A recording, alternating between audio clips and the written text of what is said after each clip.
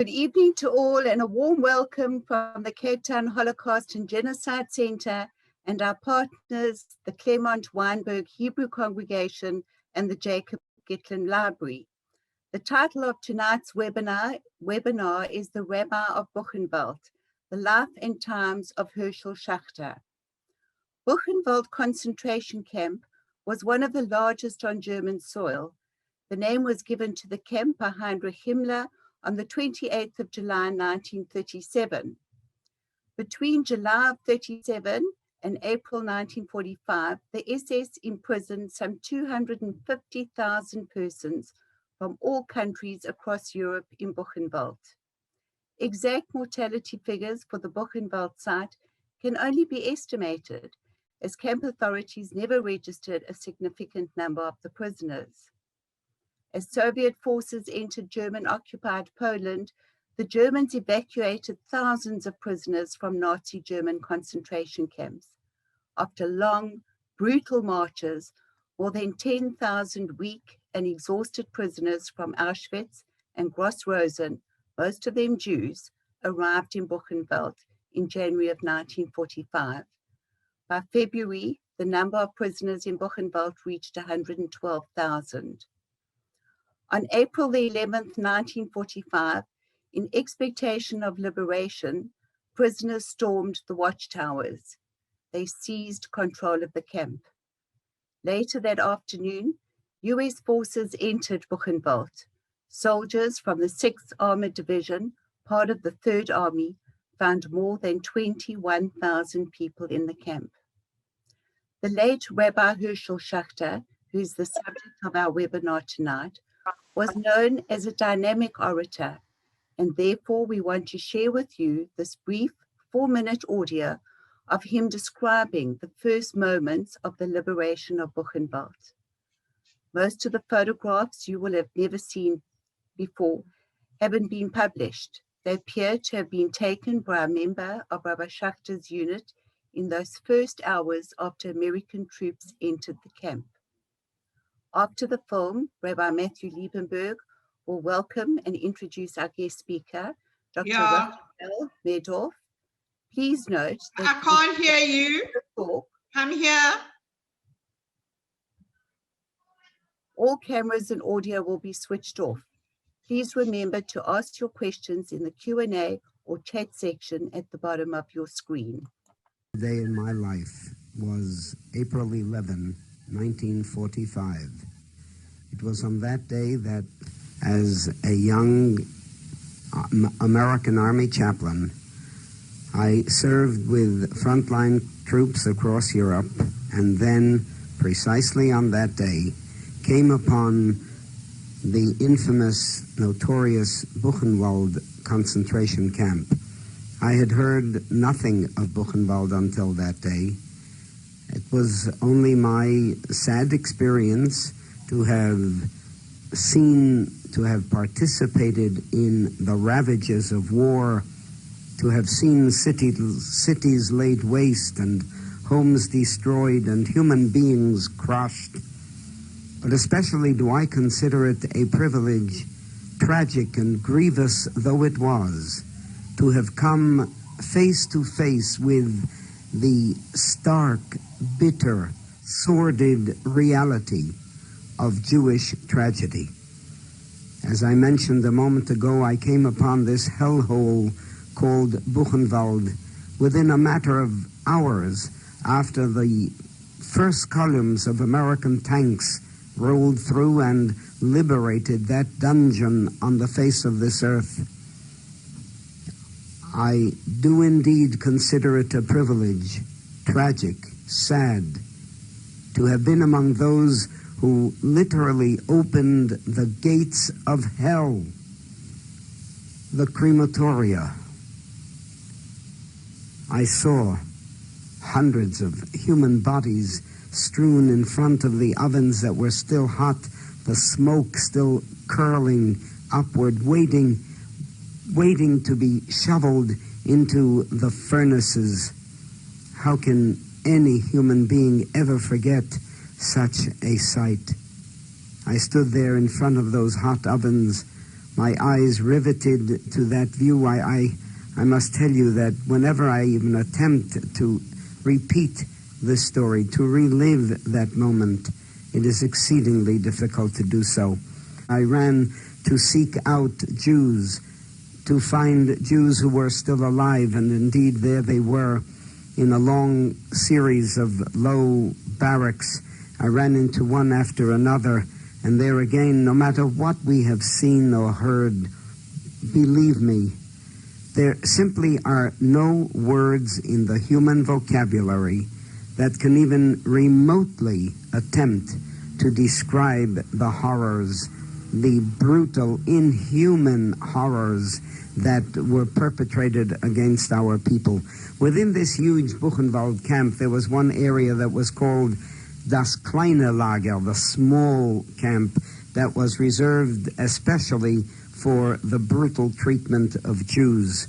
I went into those barracks, and there I saw just raw planks of wood, shelves on which were strewn scraggly, stinking straw sacks. And there they were, looking down at me. Men, a few boys. There were no women in Buchenwald.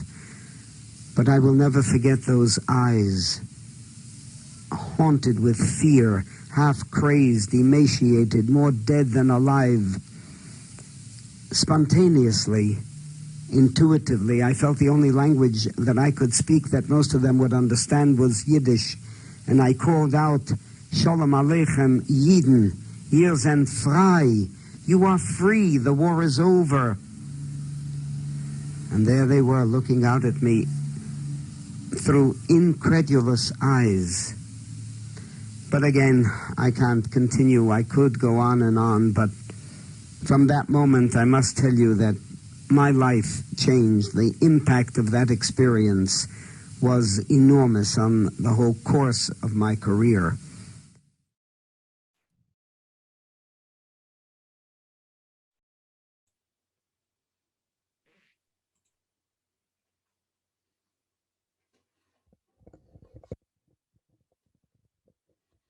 Good evening, everybody. Before I introduce our speaker, I'd like to say a very big thank you to Heather Blumenthal and her team at the Holocaust Center of Cape Town, also to Philip Todges from the Gitlin Library.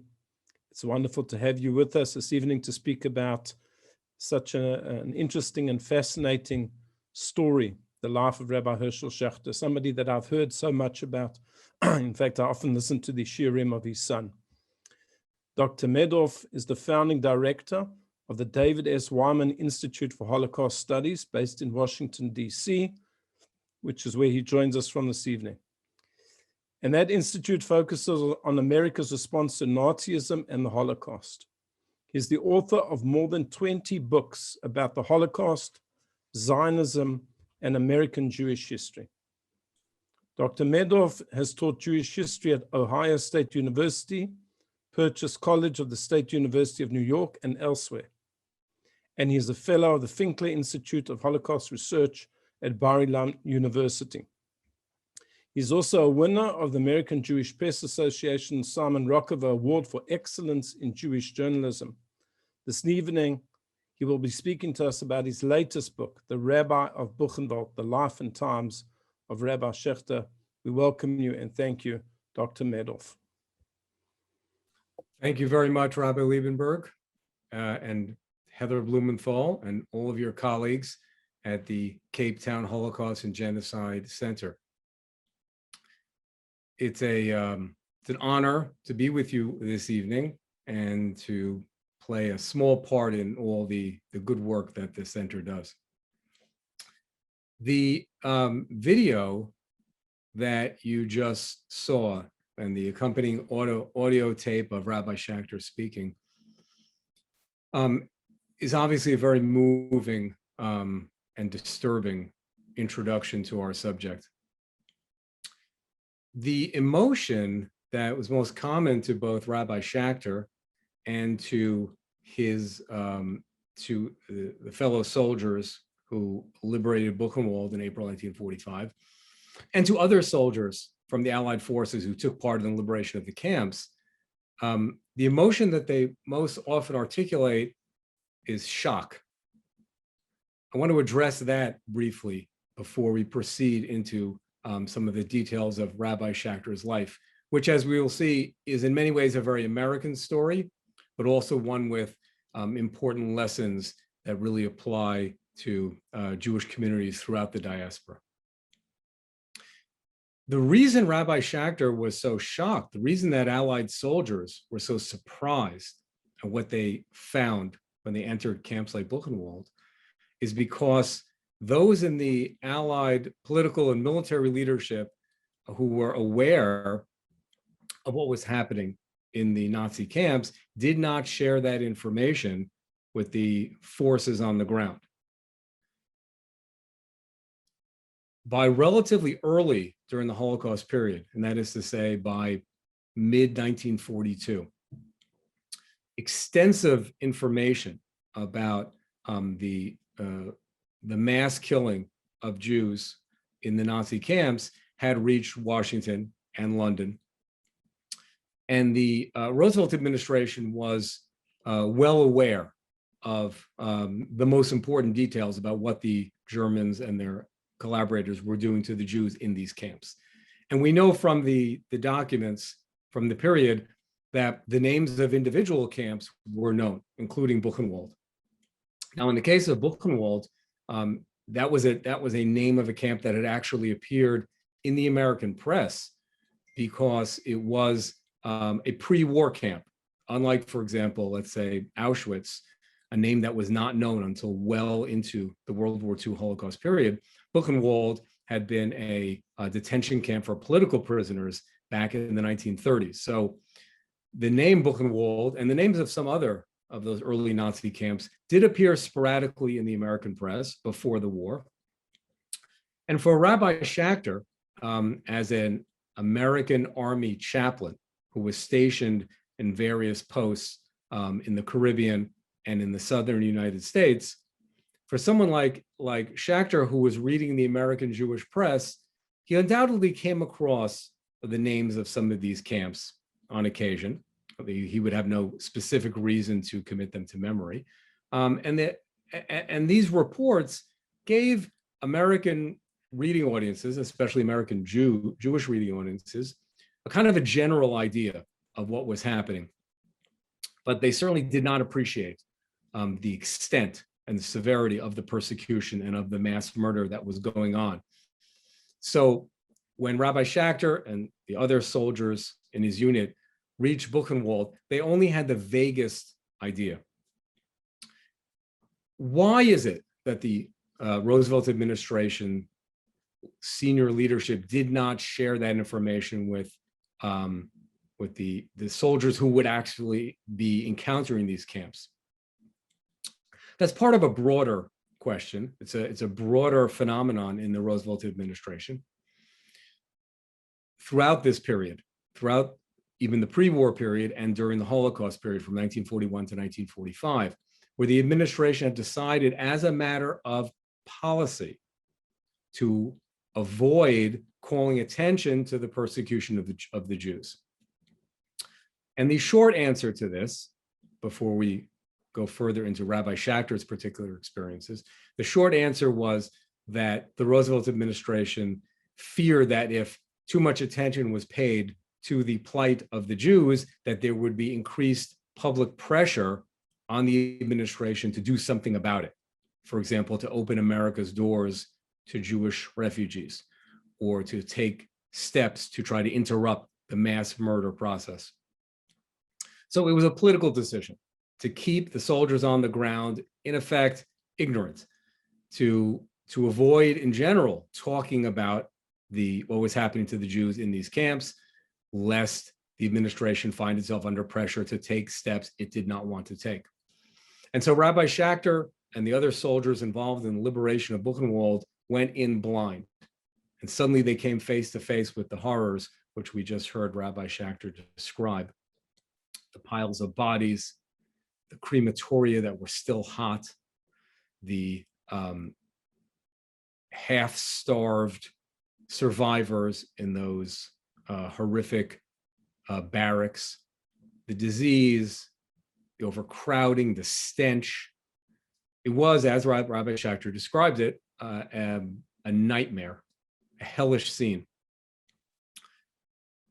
Now, American military chaplains were tasked not with caring for civilians who they encountered during the war, but of course they were tasked with ministering to the religious needs of the American soldiers, of the soldiers who were in their unit. So Rabbi Schacter found himself in not only completely unprepared for what he was witnessing, but also with no clear guidelines as to what to do next. According to his training as a chaplain and according to what he had done in the several years in the army before the liberation of Buchenwald, he would organize religious services for Jewish soldiers. He would provide them with personal counseling. They would take care of other Jewish religious needs that American Jewish GIs had. Now he found himself in a very different situation. It was almost like he had been dropped onto another planet, is how he put it in one post-war interview. Relying simply on his instincts, Rabbi Schacter immediately began devoting himself to assisting the survivors. There were more than 20,000 inmates still alive in Buchenwald. About 5,000 of them were Jews. The rest, as Heather mentioned, had already been evacuated from the camp and taken on death marches. And so the community of prisoners whom the Allies encountered was considerably less than had been in Buchenwald only days earlier. So Rabbi Schacter found himself suddenly ministering, in effect, to a congregation of 5,000 ill, shocked, traumatized Holocaust survivors.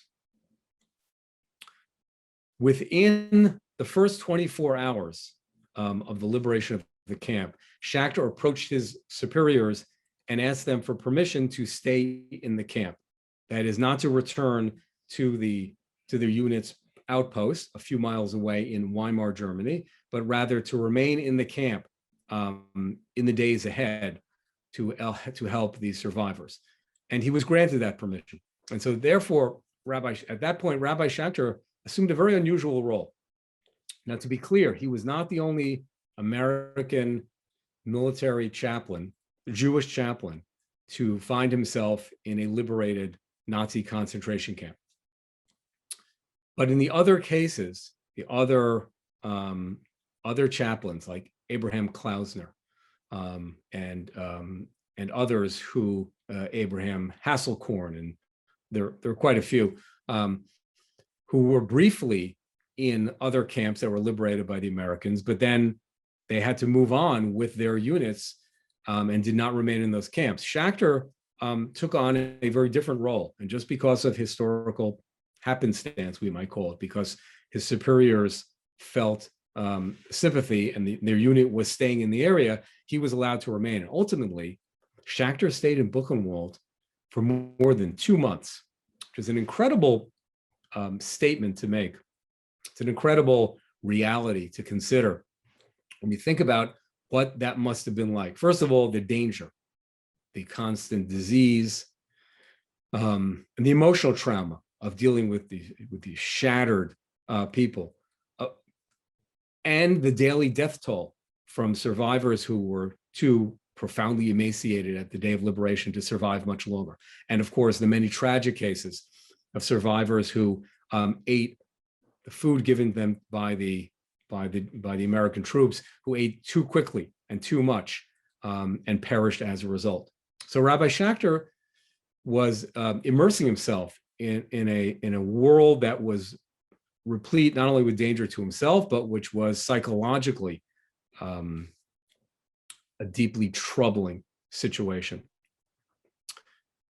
And yet for more than 2 months, he stayed there every day and often slept there at night on a cot in the makeshift infirmary area. And he tried to help these survivors re-enter the world, so to speak. What did that mean? Well, it meant organizing for them the first Jewish religious services that any of them had experienced in many years. It meant trying to help them with just their daily needs, with translating for doctors and for the soldiers what the immediate needs of individual survivors, counseling them, of course. Speaking their language, Rabbi Schacter spoke Yiddish fluently, which was not always the case for all American military chaplains. It certainly was not a requirement or something that the US Army expected chaplains would need. But as it turned out, it was critically important that Rabbi Schacter had been raised in a Yiddish-speaking household, in the Brownsville section of Brooklyn, New York. His parents were immigrants from Poland. And although he was born in the United States in 1917, his family home was one that was an environment of Orthodox Judaism and of the Yiddish language and culture. So he was able to communicate with survivors. Keep in mind, many of these survivors, they came from different countries. Their common language amongst each other was, of course, Yiddish. Rabbi Schacter was involved in an important aspect of trying to reconnect the survivors to the outside world. He smuggled their mail. And when I say smuggled, what I mean is they wanted to send letters to surviving relatives to try to reconnect with their families, to find out which of their family members had survived. But of course, there was no regular postal service in Germany immediately after the liberation. And as a matter of fact, when Buchenwald was liberated on April 11th, the war was not yet over. The war did not end in Europe, as we know, until nearly a month later. So Rabbi Schacter arranged for their mail to be sent in his name. That is, he would take their letters, put them in an envelope, and put his own name and identifying information as a return address. And this way, he dodged the American Army mail regulations and got these crucial letters out to help reunite many of the survivors with their families. In another very important aspect of this two months in Buchenwald, Rabbi Schacter helped organize a group of young adults from the camp who wanted to undergo agricultural training in anticipation of a future life in Eretz Yisrael, which was then British mandatory Palestine. And so he secured for them a plot of land, a farmland, some miles outside of Buchenwald. And dozens of these reasonably able-bodied young men and women went there and established what they called Kibbutz Buchenwald, which was a very important experience for them in terms of making the transition from the hellish life in Buchenwald to ultimately starting a new life in the land of Israel. And finally, I want to mention one more important episode from Rabbi Schacter's experiences in Buchenwald, and you'll see how this leads into his post-war life. And this is perhaps the best well-known aspect of Rabbi Schacter's months in Buchenwald. After he had been in the camp for close to 2 months, the governments of France and Switzerland each agreed to accept several hundred children from Buchenwald to relocate to their countries. In the case of Switzerland, the problem was there were not enough children still left alive in Buchenwald to fill the quota of 350, which the Swiss had set as the maximum number they would accept. There were about 200 or so children in Buchenwald, and Rabbi Schacter communicated with Allied forces in several slave labor camps in the area, and the Jewish chaplains who were at those sites brought over some additional children. But there still were not enough to fill the quota of children who were 15 years old or younger. The Swiss had sent a Red Cross official to interview the children and to determine if they fit the criteria, the age criteria. The problem was, of course, these children had no way of proving how old they were. And because most of them were emaciated, haggard, they often looked older than they really were. And so Rabbi Schacter devised a scheme where he and two of the survivors broke into the office of this Red Cross nurse the night before the train was to go from Buchenwald to Switzerland. They took blank identification cards and they forged information on the cards to make the holder of the card younger than he or she really was. And as a result, they were able to fill the train with many young people who were older than 15, but they had the cards which said that they were young enough to be included on the train. This strategy, by the way, also helped ensure keeping some families together, because you had situations in which, for example, there might be two siblings, one over 15, one under 15. So if they had simply gone by the strict Swiss rules, the children would have been separated. Imagine the additional trauma they would have experienced after everything they had gone through, then to be separated from their only surviving sibling. So by Rabbi Schacter's clever strategy, many siblings were able to be kept together. When Rabbi Schacter returned from Switzerland, he accompanied the train. Incidentally, they encountered trouble at the border when some of the Swiss border officials objected that there were too many passengers on the train. There appeared to be more than where they were supposed to be allotted, and Schacter had to threaten them that he would hold a press conference and accuse the Swiss of mistreating these Buchenwald survivors.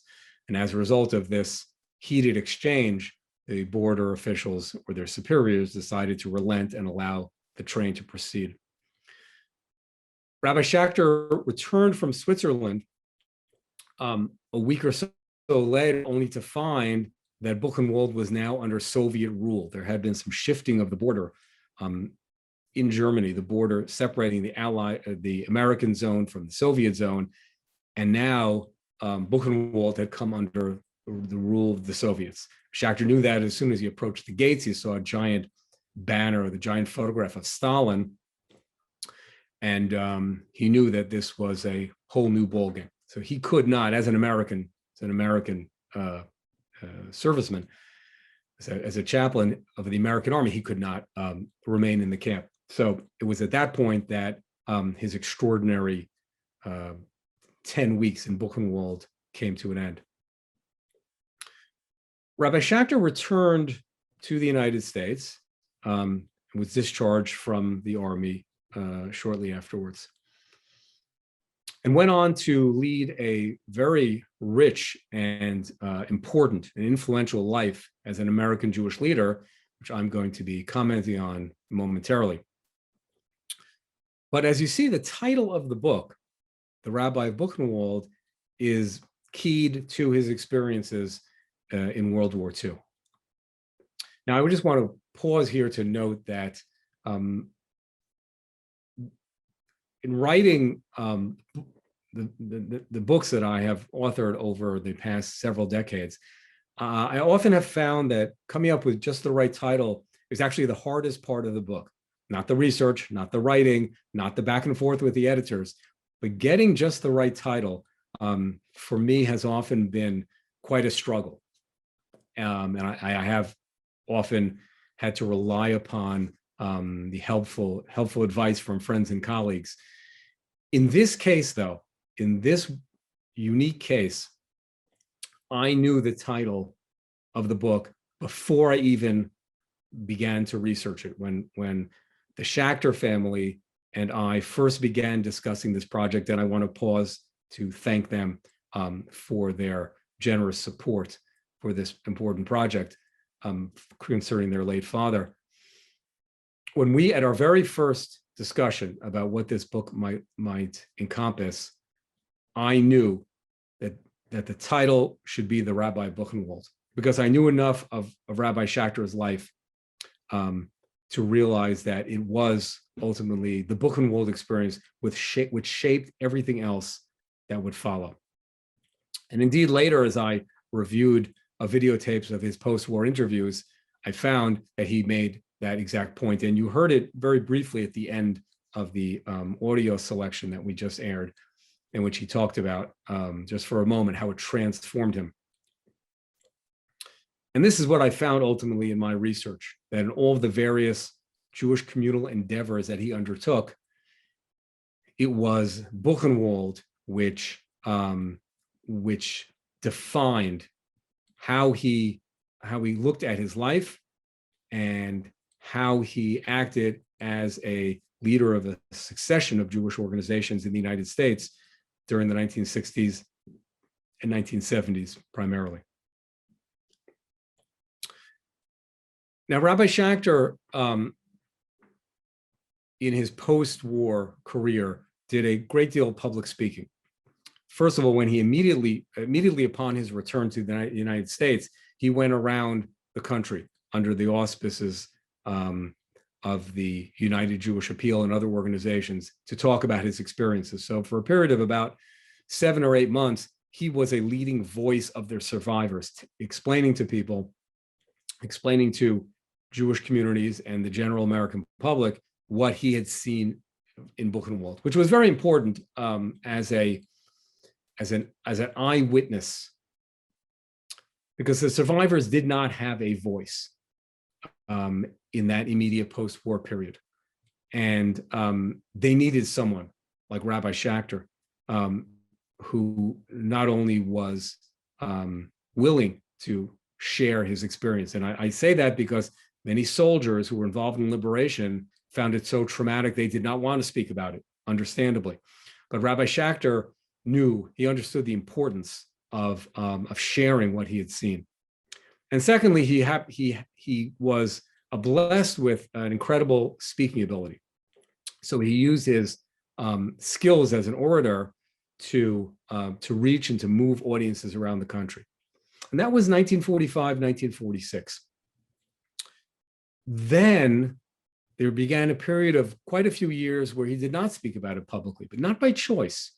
It was because there was a decade or more, really about 2 decades, in which the subject of the Holocaust, and especially the accounts of the eyewitnesses, was not high on the American Jewish agenda. It was not completely ignored, but it was not a topic of great interest in the American Jewish community. And there are sociological and historical reasons for that. Perhaps we'll have a chance to address them during the Q&A after my remarks. But suffice it to say, there was a long period in which he was not yet being invited to speak about his experiences. But during those years, Rabbi Schacter often pondered the lessons of the Holocaust, of what he had seen in Buchenwald, of what everyone had learned about the other camps, about Auschwitz and Treblinka and the others. And he knew that, that many of the survivors took away different lessons than he did. But for Herschel Schacter, the most important lesson from lesson of the Shoah was to rebuild the world of traditional Jewish religious observance that Hitler and the Nazis had to a great extent destroyed during the Holocaust. And so he committed himself to building up Orthodox Judaism, what we today call modern Orthodox Judaism, in the United States. It should be noted that during this period, and now I'm in the 1950s, during this period, most prominent Jewish social scientists believed that Orthodox Judaism was going to vanish within a short period. That there were powerful sociological factors that would make conservative Judaism and Reform Judaism the dominant forces in American Jewish life, and that Orthodox Judaism was just not equipped for modern and especially suburban American life. That the old world rules and regulations, the old Jewish dietary laws and Sabbath restrictions, and the different aspects of what we call the Jewish calendar, that these were incompatible with modern American life. So the expectation of the social scientist was very different from what Rabbi Schacter was committing himself to. He was determined to build and expand Orthodox Judaism in America precisely at the moment when the experts of the period thought that that was impossible. People were simply not going to be willing to stick to those old Jewish ways at a time when American life, when the forces in American life were pushing against that and encouraging acculturation, assimilation, etc. So it's to Rabbi Schacter's credit and the credit of a handful of other young Orthodox rabbis of that era that they decided to draw a line. And the other rabbis to whom I'm referring, their names were, among them were Israel Miller, Norman Lamb, who many of you will know as from his long term as president of Yeshiva University, Emanuel Rackman, Gilbert Clapperman.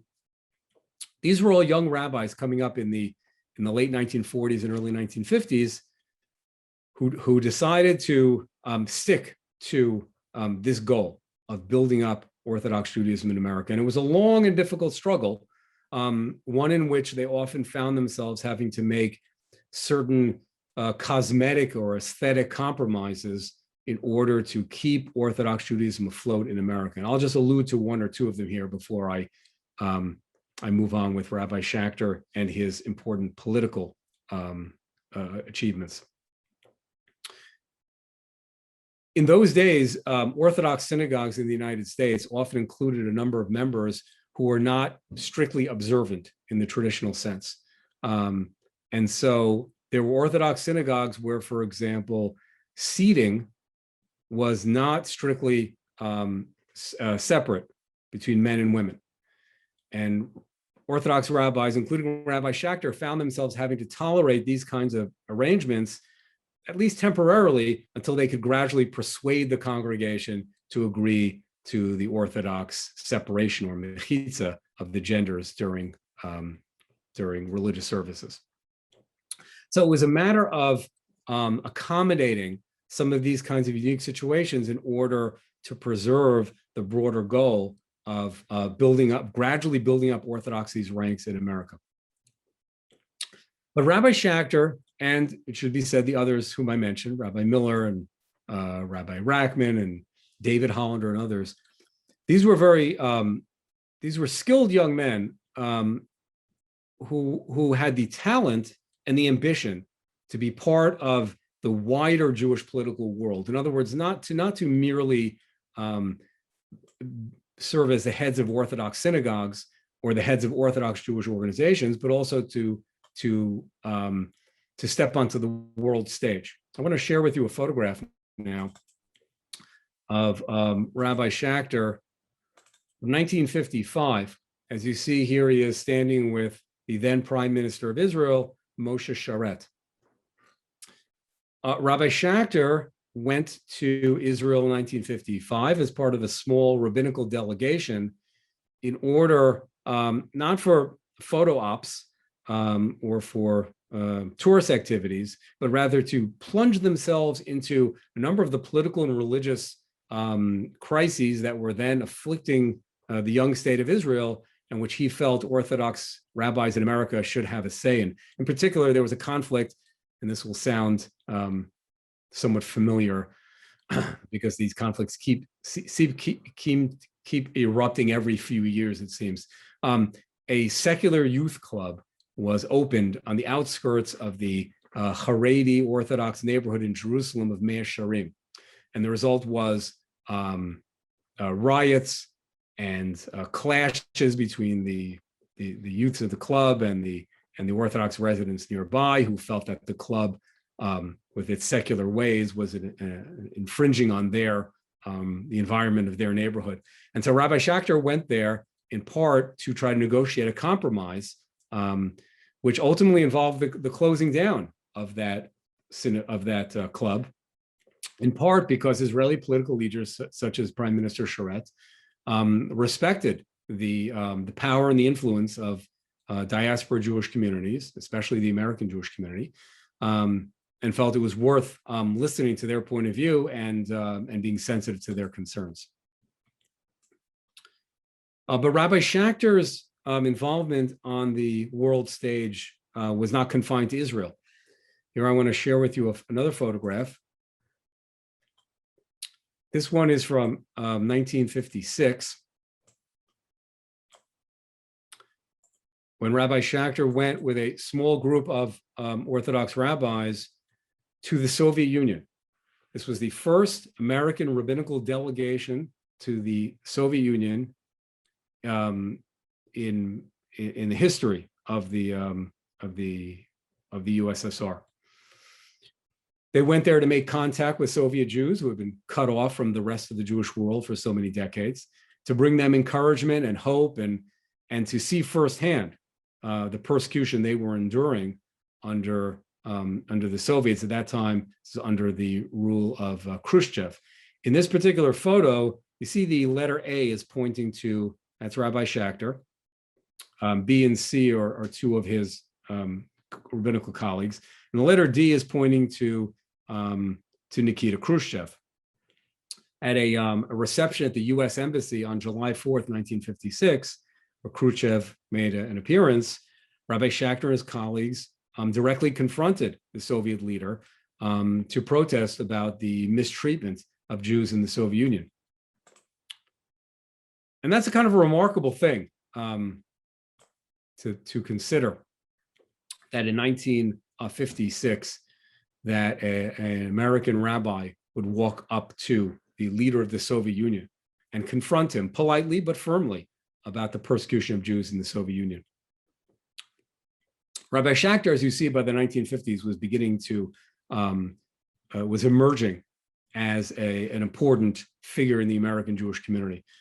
Now, the very idea that an Orthodox rabbi could play such roles in world diplomatic and political encounters and controversies was itself novel, because until this point, Orthodox rabbis in America, at the most, would be heads of Orthodox organizations, but they would not be in situations where they would be meeting with world leaders. Schacter, though, by virtue of his experiences in Buchenwald, which were well known in the community, and by virtue of his well-publicized visits to Israel and the Soviet Union, increasingly began to be seen by secular American Jewish leaders as someone who could hold his own in the general Jewish community. As a result, in 1968, Rabbi Schacter was chosen as the first Orthodox rabbi to serve as chair of the Conference of Presidents of Major American Jewish Organizations. That's the umbrella group of today, consisting of more than 50 American Jewish groups. And the chair of the group is the most prominent and influential leader of American Jewry for the several years of his or her term.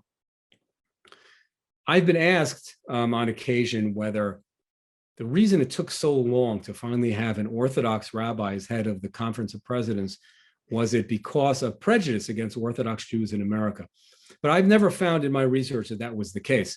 I don't think it was active prejudice, but rather it was a kind of a mindset that until Rabbi Schacter's appearance on the scene, tended to see Orthodox Jews as part of the old world, not part of a modern America, and not as potential spokesmen and faces, like a face for American Jewry. But Herschel Schacter changed all that by dint of his powerful personality, by his speaking ability, and by his boldness in his willingness to step onto this world stage and to speak bluntly to world leaders. In the remaining minutes that I have, I want to address two other significant aspects of Rabbi Schacter's life, and then we'll take questions, and I'll be glad to go deeper into these subjects with you. The first is the question of the Jewish vote, a subject in American Jewish history which is discussed constantly by Jews in the United States and I suppose elsewhere, because of the potential impact and on occasion the demonstrable impact of Jewish voting patterns on American presidential races in particular. The other rabbis I mentioned, the other young Orthodox rabbis, Rachman and Hollander and Lamb and Clapperman, who along with Schacter became important forces in the American Jewish community, differed in this respect from Rabbi Schacter. He alone chose to go into the world of American politics. And so in 1968, when Schacter was the chairman of the Conference of Presidents of Major American Jewish Organizations, he for the first time began to dip his toe into American politics by making a number of statements sympathetic to Republican presidential candidate Richard Nixon. 1968 was Nixon, the former vice president, running against the Democrat, the sitting vice president, Hubert Humphrey. It was an election in which Israel was not an issue of debate or controversy, unlike in some later American presidential elections. But what was beginning to push Rabbi Schacter, a lifelong Democrat, towards the Republicans was instead domestic issues, the domestic turmoil, the race riots that had taken place in the previous years, a growing sense among American Jews, especially American Orthodox Jews, that they were being left behind in poor neighborhoods where there were increasing racial tensions and rising crime. Rabbi Schacter saw Nixon's appeal to law and order as something that was very attractive in the sense that it represented security at a time when many American Jews were feeling increasingly insecure. The political turmoil over the Vietnam War and over changing American cultural standards also were beginning to shake many American Jews. Schacter could not openly endorse or campaign for Nixon in '68 because he was the chairman of a major American Jewish umbrella group representing a lot of organizations from right to left. But as you'll see in the book, Rabbi Buchenwald, this was the point where he began to change. By 1972, 4 years later, when President Nixon now was running for re-election, Schacter no longer had any political constraints. And so he took the very bold step in the summer of 1972 of publicly becoming what was in effect a Jews for Nixon campaign. He was the most prominent face of a group of Jewish Democrats who were temporarily turning to Nixon. Again, not so much because of Israel, that was not the main issue, but because of their concern about domestic issues and their fear of rising crime and their concerns about race relations. Now, in 1972, another very important factor was that the Democratic candidate, Senator George McGovern, represented the left wing of the Democratic Party, and that was something that was very frightening to many American Jews, because McGovern seemed to represent a trend towards abandoning America's allies, potentially, including Israel, as well as an embracing of a number of radical ideas in the political and cultural arena. So it was fear of McGovern more than love of Nixon, which impacted the Jewish vote very much in 1972. And as it turned out, the Jewish share of the vote that the Republicans received in '72 was nearly triple what they had received in recent elections. In 1964, 1960 and 64 and 68, the Republican nominees had only received 10 to 15% of Jewish votes. Went up a little bit in 1968 to about 18 or 19%. But in 1972, in part because of Rabbi Schacter's efforts, the Republican share of the vote increased to an estimated 35%. I'm going to share with you now a picture of Schacter with President Nixon during this period. It was a temporary phenomenon, this jump of in the Jewish vote for Nixon, and it did not really have an impact on that year's election because Nixon defeated McGovern in such a landslide. But it was very important, and I've gone into some detail about it here because of what it signaled for the future. The old taboo against Jews voting Republican was really shattered in 1972. And that figure of 35% that Nixon won in 72 is a new level of Jewish support for Republicans that has been duplicated a number of times, or close to a number of times since then. And in one case, in 1980, was actually exceeded when the Republican Ronald Reagan won 40% of the Jewish vote.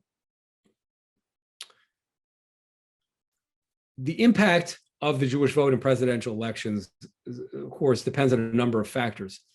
But in a close election, in a close presidential race where the outcome could turn on one or two states, Florida or Pennsylvania, for example, the difference between a candidate receiving 10% of the Jewish vote, as they did many years ago, or 30 to 35%, could actually change the outcome of that state's results and could tip the election. So Rabbi Schacter started something, in effect, that might very well have an impact in the future. Remains to be seen. I want to conclude with a word about Rabbi Schacter's perception of himself as a bridge builder. I want to share with you one more photograph here. This is a photograph from the late 1970s of Rabbi Schacter together with the Lubavitcher Rebbe.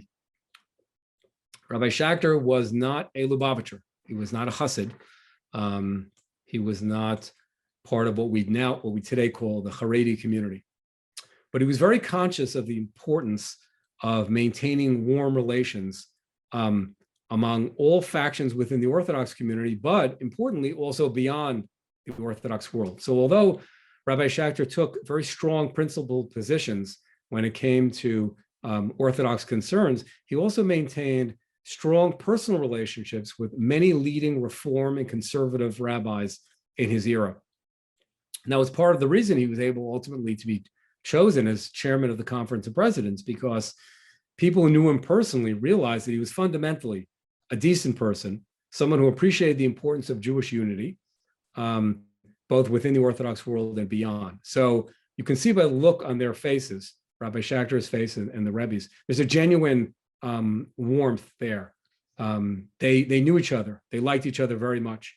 Rabbi Schacter would consult with Lubavitcher Rebbe and with other Hasidic leaders, including the anti-Zionist Satmar Rebbe and other prominent Torah scholars with whom Rabbi Schacter may have disagreed on certain issues such as Zionism, but whose great knowledge he respected.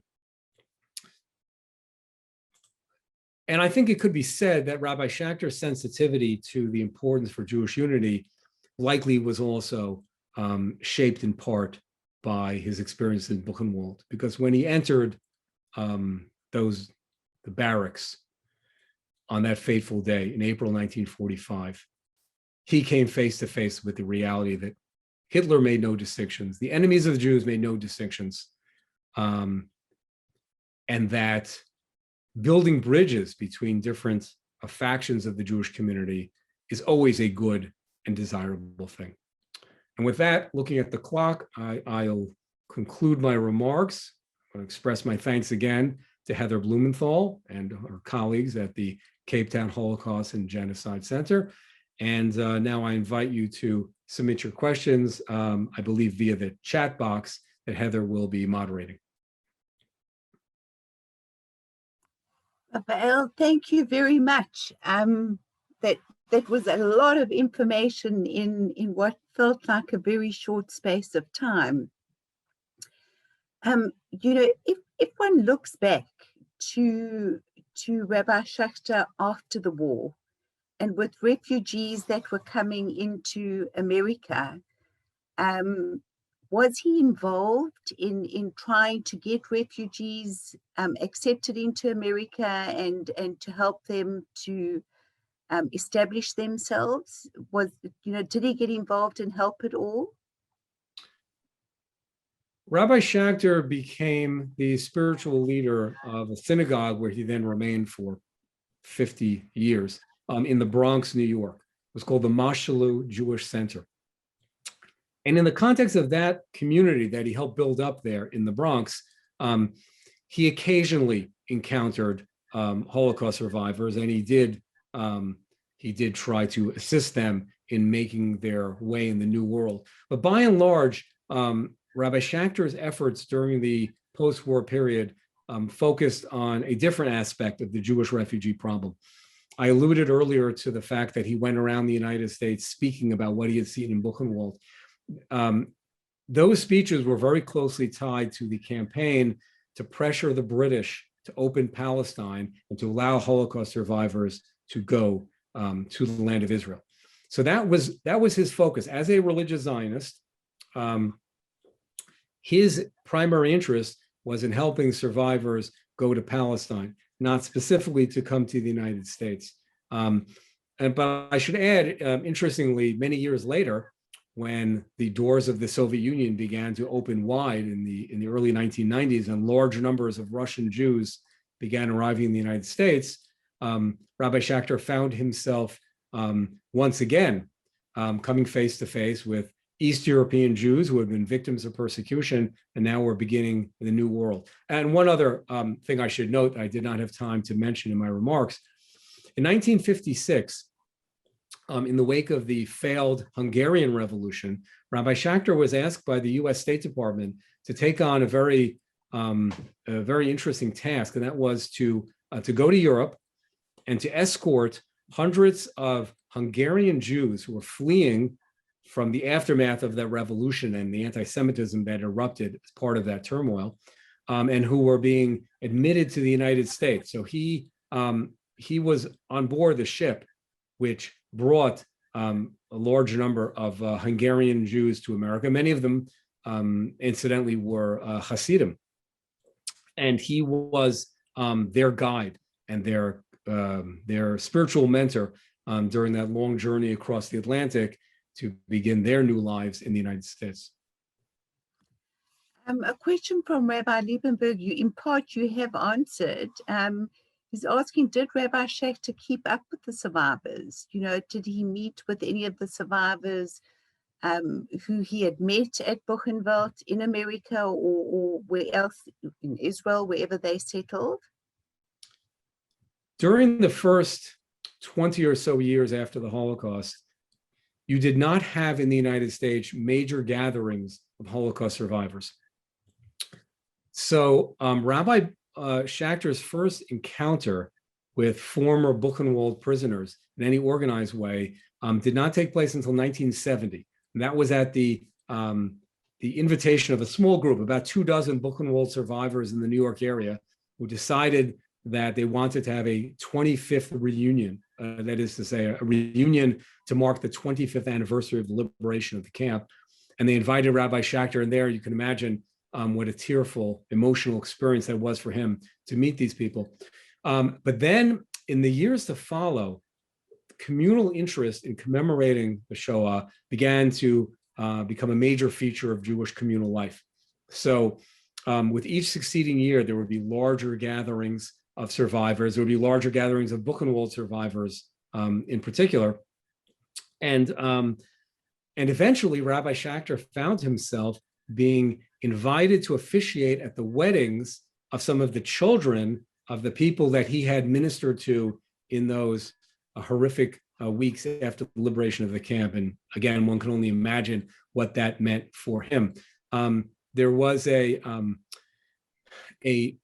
a makeshift, a portable chuppah, a portable canopy that Rabbi Schacter had with him as a chaplain during the years that he served in the army, and which he had when he was at Buchenwald. He saved that portable canopy, and that became a very important symbol for that the children of Buchenwald survivors, in many cases, would have and use as part of their chuppah at their wedding. The actual canopy that had been in Buchenwald. Today, by the way, it is part of the permanent display of the Holocaust Museum in Brooklyn, New York, the Orthodox Remembrance Museum in Brooklyn. He really sounds like he was truly a remarkable man on so many different levels. There is another question here from Anonymous. When the camps were liberated, what were the survivors given to eat? Well, in the first hours after the liberation, many American GIs shared their rations with the survivors. In the days to follow, Rabbi Schacter arranged to bring larger quantities of food from his army post in nearby Weimar, Germany. I also, in the book, the Rabbi of Buchenwald, I described some anecdotes of prisoners who would go to the Weimar outpost a few miles away by bicycle each morning, would help out in the kitchen there as volunteers in exchange for being allowed to take large quantities of the leftovers to bring back to the camp to share with their fellow ex-prisoners. Soon enough, though, relief organizations like the American Jewish Joint Distribution Committee and United Nations relief agencies began providing food in a more organized basis. Okay, Brenda Trope has a question. Chief Rabbi Lau survived Buchenwald as a young child. Well, it was him and his brother. Did Rabbi Schacter meet any of the children? There's a remarkable episode, which I described in the book, concerning Rabbi Lau, which I'll just allude to now, and I'll leave it to you, the public, to see the full account in the book. By the way, the book is available at katav.com. Katav, K-T-A-V, is the distributor, and there you can get a significant discount from the price that would be, for example, on Amazon. At one point during the first hours after liberation, Rabbi Schacter found himself looking at a large pile of corpses, and while standing there together with a number of soldiers, saw what he thought were a pair of eyes looking out at him, and he was convinced that there was someone in deep within that pile that was still alive, and the others who were with him scoffed, but he insisted it appeared to be someone alive, and they pried apart the other bodies and pulled from there an 8-year-old child who was known at that time by his childhood nickname Lulik, and that he would eventually grow up to be Chief Rabbi of Israel, Yisrael Meir Lau. So it's a remarkable story told in much greater detail in the book. I have, of course, I show both Rabbi Schacter's description of what happened, and I have Rabbi Lau's account from his own writings and speeches. So it's a remarkable, one of many remarkable anecdotes from those first weeks in liberated Buchenwald. What made you decide to write this book? What was it that fascinated you about his story? The initiative for the book came from the Schacter family. They knew that their father's experiences were a story that needed to be told to a wider audience. From my point of view, as a historian of American Jewry, I could see, and I knew enough about Rabbi Schacter to understand that one could look at a great deal of modern American Jewish history through the prism of his life, that his experiences in so many areas, in the Soviet Jewry protest campaign, which I did not have time to address today, in his efforts on behalf of Israel, his impact on American politics, his role as a voice of the survivors, his pioneering role in building up Orthodox Judaism in America. In all of these areas, we can see some of the most significant developments in American Jewish history through his experiences. And so in that sense, he represents a very fascinating figure. This is not really just a story of one man, but rather it's a story of American Jewry coming of age in many ways. It's a story of American-Israel relations, of American Jewish politics, and of so many other topics that are still relevant and fascinating today. Okay, let me just have a look here. Okay, so they've actually put where you can get the book from Kitab Publishers, which is great. It really has been a wonderful and interesting talk. I'm sure that a lot of people would love to read the book. I'm going to hand over to Philip Todris to wrap up and to say thank you very much. But for me, it was absolutely wonderful. Thank you. Thank you, Heather.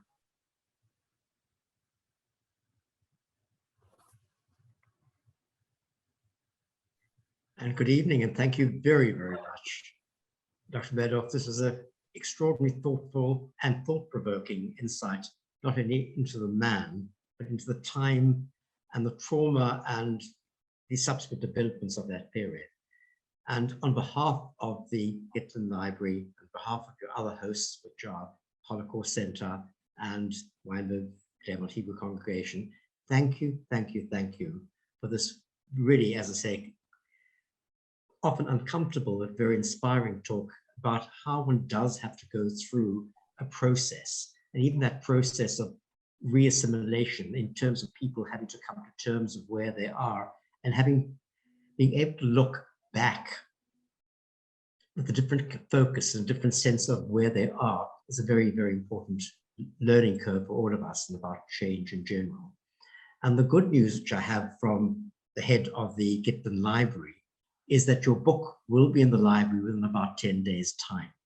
It's on its way from America. So it's been very special being able to have you from Washington here in Cape Town. And we look forward, hopefully, for keeping in touch and getting more words of wisdom and insights, which have been remarkably interesting and insightful. Thank you very, very much for being with us. And thank you for our audience. And thank you for Justine for making the magic of making this all work so beautifully and flawlessly this evening. So on behalf of everybody, and as they say, your words, the words of Rabbi Schacter when he came in, is frei. We are free today because of all the wonderful things that have changed and have moved forward. And together, may we go forward into better and healthier times as well worldwide. So from everybody here in Cape Town, go well, be well, stay safe, and stay at home. Take care and good night.